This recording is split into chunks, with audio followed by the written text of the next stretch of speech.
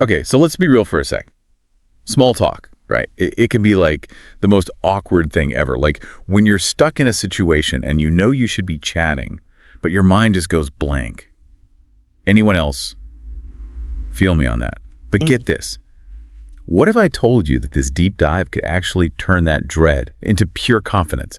And we're going to do it using a source you'd never expect. A video script, get this, for people learning English. I know, right? Sounds a little out there. But seriously, this script is full of stuff that goes way deeper than just language. It's like a secret masterclass in how humans connect, hidden inside an English lesson. Okay, I got to admit, when you first mentioned this source, I was kind of like, how can something for total beginners help someone who's already fluent? That's fair, totally. But the cool thing here is, by breaking small talk down into these simple steps, it actually shows you the psychology behind how we connect. Like, it's a cheat sheet for building rapport, even if you never needed help with English in the first place. So it's more about understanding the, deeper game, not just memorizing lines. Exactly. For example, the script makes a big deal about greetings and weather talk, stuff we might think is just filler. Yeah, I always thought that stuff was kind of pointless. Right. But they actually serve a super important purpose. Like, humans are literally wired to bond over shared experiences. Okay. Even something as simple as complaining about the heat or, whatever the weather's doing. Okay, yeah, I guess I can see that. It creates that instant common ground, that we're in this together feeling, which is huge for starting any kind of connection. Wow, that's actually so true. I never thought about it that way. And the script goes even further. Instead of those boring old greetings like, "Hi, how are you?" it gives you phrases that fit the specific situation so you get a better response. Oh, I like where this is going. Give me an example. So say you're at a party. Instead of that robotic, "Hi, how are you?" try something like, "What brings you here?" Way more interesting, right? Way more. It's like you're actually interested, not just saying words. Exactly. It shows you're paying attention and they actually get to share something about themselves. It's what they call a strong bid in, like conversation analysis stuff. Each thing we say is a bid to connect. Ooh, I'm digging this bidding concept. So we're all just out here trying to make the strongest bid to connect. Totally. And this script is giving us all the winning moves. Another one they have is, instead of just saying nice weather, you could say something like, "This weather's crazy, right?" It's like inviting the other person in on the joke. I like it. Yeah. So it's making small talk feel, I don't know, less robotic. But what really stood out to me was the role-playing part. Ah, yes. That's where the magic really happens. The people who made this script, they get it. Knowing the right words isn't enough. You got to actually practice using them. And role-playing is the best way to do that. But what if you don't have someone to practice with? Isn't that kind of, I don't know, weird to do alone? For sure. But you can totally do it in your head. It's called mental rehearsal. Basically, you just picture yourself in different situations. Hold on. So you're saying by just imagining myself rocking these small talk moments, I'm actually getting better at it in real life? You got it.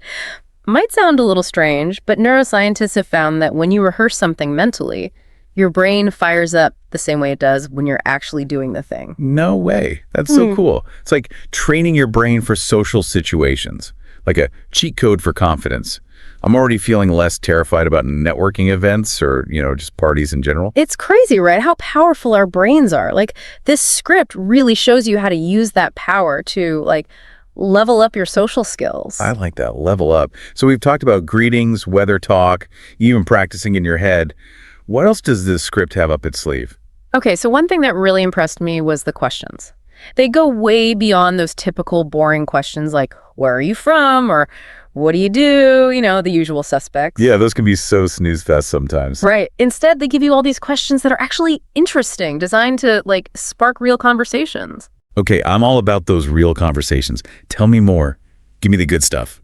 So instead of asking, "What do you do?"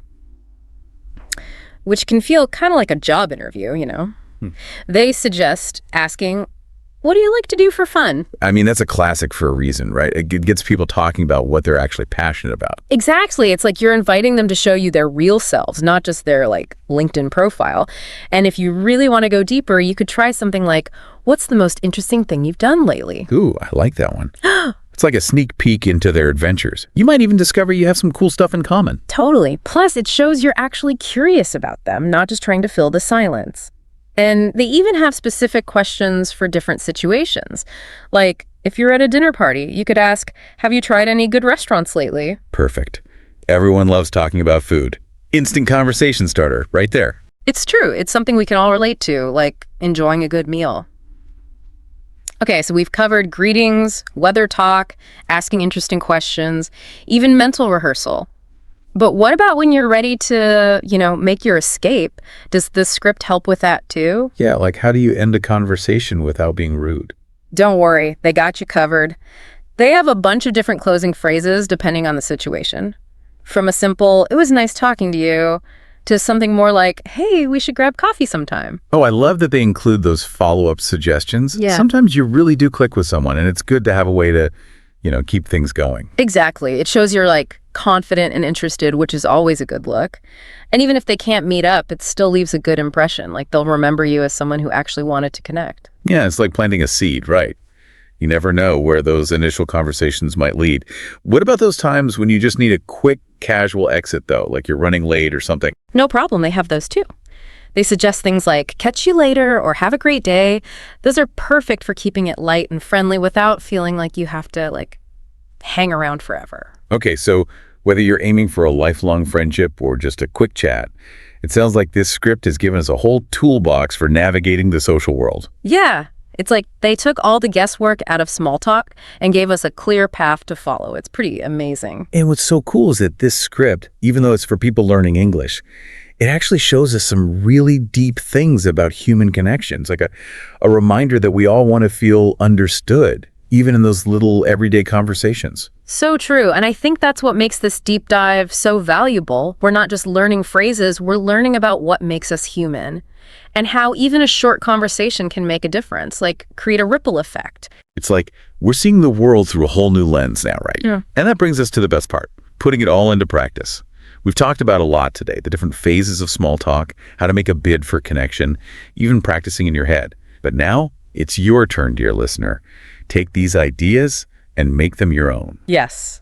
This is where the real transformation happens. We've given you the tools. Now it's up to you to use them. And remember, you don't have to be perfect. The goal isn't to become some kind of small talk robot. Exactly. Be yourself, be genuine, and use these techniques to connect with people in a real way. So let's recap the top 3 things we've learned from this unexpected deep dive into, mastering small talk.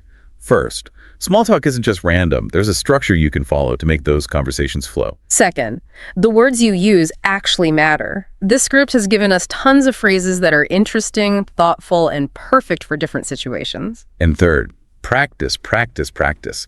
Whether you're practicing in your head or even role-playing with a friend, the more you do it, the more confident and natural you'll become. It really is freeing, right? Yeah. Knowing you have these tools, it takes away that fear of messing up or saying the wrong thing. For sure. It's like having this, secret weapon for social situations. And honestly, the biggest thing I'm taking away from this is small talk doesn't have to be something you dread. It can actually be fun, a way to connect with people, 100%. What about you? What's sticking with you from all this? What did you find most helpful from looking at this script? It's funny. I think what resonated most was realizing that everyone, even people who seem super outgoing, they've probably felt that awkwardness too. This script shows that small talk is a skill, something you can learn and get better at, just like anything else. Right. It's not like some people are born knowing how to do it and others aren't. Exactly. It takes so much pressure off. You can just approach those conversations with curiosity, like a little game. Just see what happens. I love that. A little game. It really can be like an adventure. Yeah. Discovering something new about someone, even if it's just a tiny thing. And it reminds you that even those small moments, a quick chat, a smile, they can all make a difference. It's like we're all connected in this big web, and every conversation adds to that, Absolutely. So as we wrap up this deep dive into, the surprisingly interesting world of small talk, I want to leave you with this. Think about the next time you are in a situation where there's going to be some small talk. Maybe it's a party or a work event, even just grabbing coffee. What are you most excited to try out from all the stuff we talked about? Such a good question. Yeah. And hey, remember, it doesn't have to be perfect, okay? Just be yourself, be genuine, and see what happens. You might be surprised how fun and even meaningful those small conversations can be. So go out there and conquer the world of small talk. We believe in you. Hey everyone, and welcome to another deep dive. Today we're going to be looking at idioms for expressing feelings. Oh yeah, idioms. Those are fun. Yeah, and I think they can be kind of tricky to learn, especially for people who are learning English as a second language. Definitely. So we're going to try to break them down and make them a little bit easier to understand. And we're going to be using this awesome source material that's organized by emotion. That's smart. Yeah. So we'll start with happiness, then we'll move on to sadness, anger, love, and affection, and even embarrassment and shame. Wow, the whole gamut. Yeah, the whole emotional roller coaster. So buckle up and get ready for a fun ride. I'm excited. Me too. Oop. Okay, so let's dive right in and start with happiness. Okay. One of the most common idioms for happiness is over the moon. Like, I was over the moon when I got the job. Yeah, that's a good one. But where does that even come from? Like, is there really someone living on the moon who's just like super happy all the time? Uh-huh. Well, some linguists think it might actually be connected to that image of the man on the moon from folklore. Oh, interesting. Yeah, like happiness just launches you right up there with it. No, never thought of it that way. That's pretty cool. Yeah. Okay, so another classic happiness idiom is tickled pink. Like, I was tickled pink when I received that unexpected gift. It's a cute one. Yeah, but it kind of sounds a little old-fashioned to me. It is an older idiom. It actually dates back to the 19th century. Really? Yeah. And get this, it used to be tickled pink and blue. Pink and blue. Yeah. No one really knows why the blue got dropped, but maybe it just didn't sound as good. Yeah, that makes sense. Yeah. Okay, so moving on to another idiom that I feel like I use all the time. On cloud nine. Oh, yeah, another classic. Yeah, like I was on cloud nine after my vacation. It really captures that feeling of pure bliss. Yeah, like you're just floating on air. Well, funnily enough, even cloud nine has its roots in something pretty practical: meteorology. Meteorology, you mean like the weather? Exactly. Early weather maps used to number cloud formations, and the highest, most impressive type was number 9. Wow, so being on cloud 9 is like being at the top of the weather chart. Pretty much. It symbolizes peak happiness. That's amazing. I never knew that. Yeah, idioms can come from the most unexpected places. Okay, so we've covered over the moon, tickled pink, and on cloud 9.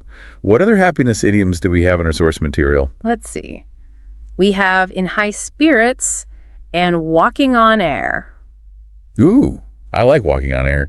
It really paints a picture. Yeah, it emphasizes that light, buoyant feeling of intense happiness. But would you ever use walking on air in a formal setting? That's a good question. Probably not. It might sound a little too casual. Yeah, like you wouldn't say, I'm walking on air about this business deal. Right, exactly. It's all about matching your language to the situation. So it's kind of like choosing the right outfit for the occasion. Exactly. You wouldn't wear a ball gown to the grocery store. True. Very true. Okay, so before we move on to sadness, is there anything else we should keep in mind about these happiness idioms?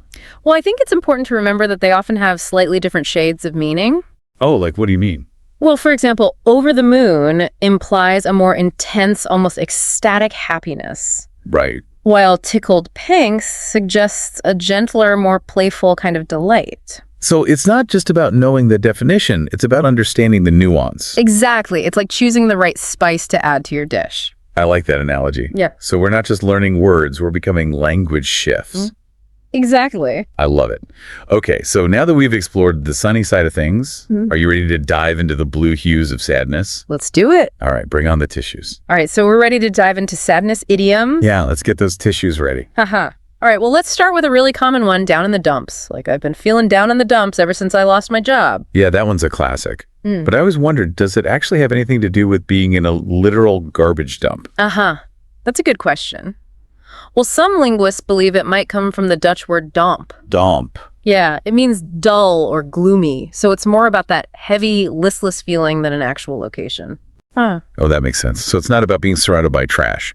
It's about feeling like trash. Pretty much. Okay, another sadness idiom that uses color is feeling blue.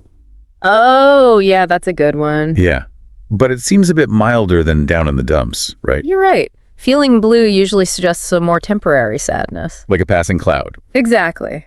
While down in the dumps implies something a bit more persistent. Like a storm cloud. Yeah, good analogy. And it's interesting how colors can be so powerful in conveying emotions. Makes me wonder if blue is associated with sadness in other cultures too. That's a great point. Actually, in some cultures, yellow or even purple are associated with sadness. Really? Yeah, it just goes to show how language and culture are so intertwined. Okay, so we've got 2 shades of blue sadness. What else do we have? Well, there's a heavy heart. Oh, yeah. Like she had a heavy heart after her grandmother passed away. Exactly. It uses that physical weight metaphor to convey a deep sadness often associated with loss. That's powerful. Yeah. And then we have crying over spilled milk. Oh, yeah. My mom used to say that one all the time. It's a classic. But it can be a bit controversial, right? Yeah. Like, what if the milk was really important? Haha. Well, the point of the idiom isn't really about the milk. It's about accepting what's happened and moving on. So don't dwell on the past? Right. It's about focusing on the future. Okay, that makes sense. What's the last sadness idiom we have? Let's see. It's hit rock bottom. Oh, that one sounds pretty intense. Yeah. It's definitely reserved for those moments of utter despair and hopelessness. Like when you feel like there's nowhere lower to go. Exactly. It's the emotional equivalent of being at the very bottom of a deep, dark pit. Okay, well, we've certainly explored the full spectrum of sadness with these idioms. Yeah, from those fleeting blue moments to the crushing weight of despair. I'm ready for a little pick-me-up now. Yeah. How about we move on to some more heartwarming idioms? Sounds good to me. Let's explore the language of love and affection. Okay, I'm feeling a little warmer and fuzzier already. Or All right, so we've made it through the ups and downs, the highs and lows of all these emotion idioms. yeah, quite a range, right? Yeah.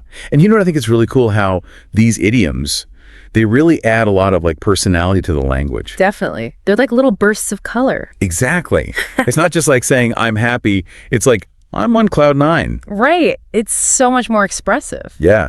And it's not just about memorizing a bunch of phrases either. It's about understanding like the nuances, Oh, for sure. The origin. the context, all that stuff. Yeah, like you wouldn't use kick the bucket to describe someone winning the lottery. No, definitely not. That'd be a bit confusing. Yeah, so it's about choosing the right idiom for the right situation. It's like having a whole toolkit of expressions. Exactly. And the more you use them, the more comfortable you'll become. Practice makes perfect. Exactly. And you know what? Even if you make a mistake, it's not the end of the world. That's right. Just laugh it off Yeah, language is all about having fun. and experimenting. Exactly.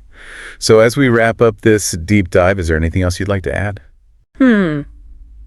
I guess I just hope that people will walk away from this with a new appreciation for idioms. Yeah. They're really powerful tools for communication. And don't forget, language is always changing. Oh, for sure. So keep your ears open. You might hear some brand new idioms out there. Yeah. Who knows? Maybe you'll even invent one yourself. That's a great thought. Okay, well, that about wraps up our deep dive into idioms for expressing feelings. Yeah. Thanks for joining us. And we'll catch you next time for another linguistic adventure.